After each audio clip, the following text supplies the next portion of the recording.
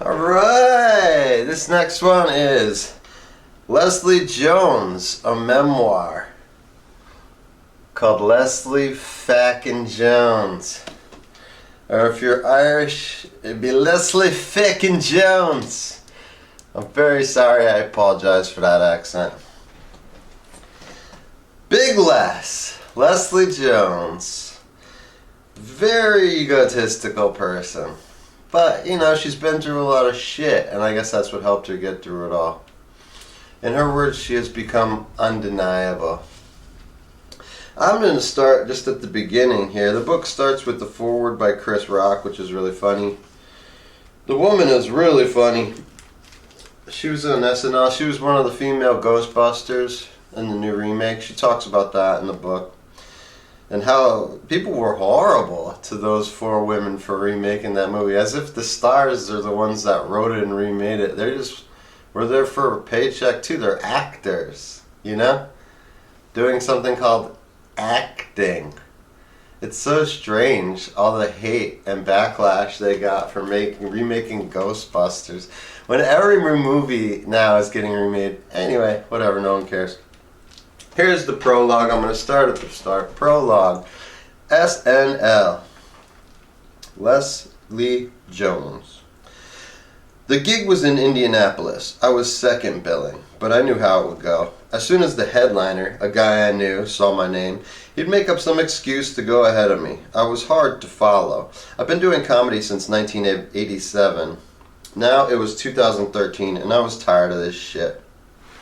Flying in, doing a show, getting 1,000, maybe 1,500, being bumped to headliner without getting paid more, and all because these pieces of shit make up some crap about having to drive home in the snow. Sure enough, about an hour before the show, there was a knock on my door. I opened it, and there was one of the promoters.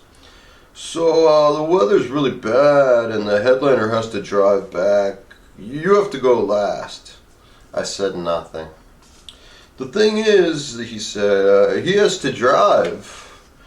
Give me 1,000 more, I said. But you're all getting paid the same, and you're all doing the same time. No, we're not, I said. The spot you want me to take is headliner, not the same. So if you got $1,000 more, then I'll headline. But if not, then y'all got a problem.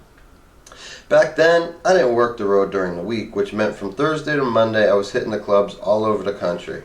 I'd usually do at least 4 or 5 shows, some weekends it was 7, and most of the time the money wasn't good. With a schedule like that, you just hope you can sell merchandise afterwards to make it worth it. People don't know that's our life, and that's why I was going to fight for my money that night and every night. 1,000 more? I'm not going to do that, the promoter said. I just looked at him blankly and started packing up my shit. These promoters are all janky, slick-ass motherfuckers, often drug dealers or the big guy in town. Always with the grease-back hair or jerry curl, nice suit sometimes, or maybe a sweatsuit, chain, bottle of liquor in his hand. Their job is to give as little money to the comedians as possible. Go fuck yourself. Well then, I guess I'm going back to the hotel room, cuz I don't play this shit, homie, I said. You're just going to walk out? He squealed. Listen, I said, walking up to him to make sure he realized I was at least a foot taller than he was.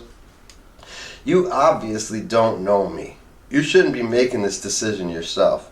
You should go back and talk to the other promoter, the one that hired me and who does indeed know me. And I turned back to keep packing up my stuff, and off he went. In my head, I slowly counted to 5. I was really starting to understand my power at this point in my career. Then I heard footsteps running along the hallway. The first promoter and the guy who knew me arrived at my door. Here's your money, the promoter who knows me said. I'm sorry for the confusion. It won't happen again. When he'd finished making excuses, I put my hand on top of the money and said, let me explain something to you. That was some bullshit that dude fed you. And I'm going to tell you right now, he'll be sitting in the audience watching my show after he's told you he needs to drive home. The business was filled with so many of these chauvinistic pieces of shit.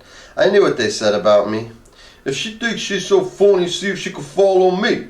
The crowd think that joke's funny because she did it, but watch me do it. Everybody thought I was a fluke.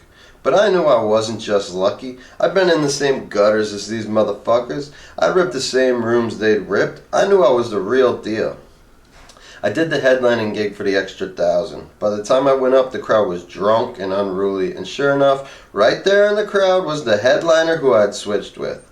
The guy looked like an asshole. His face seemed to say, "Go on then, bitch, try and rip these drunk motherfuckers," until I started to rip, and then his attitude changed.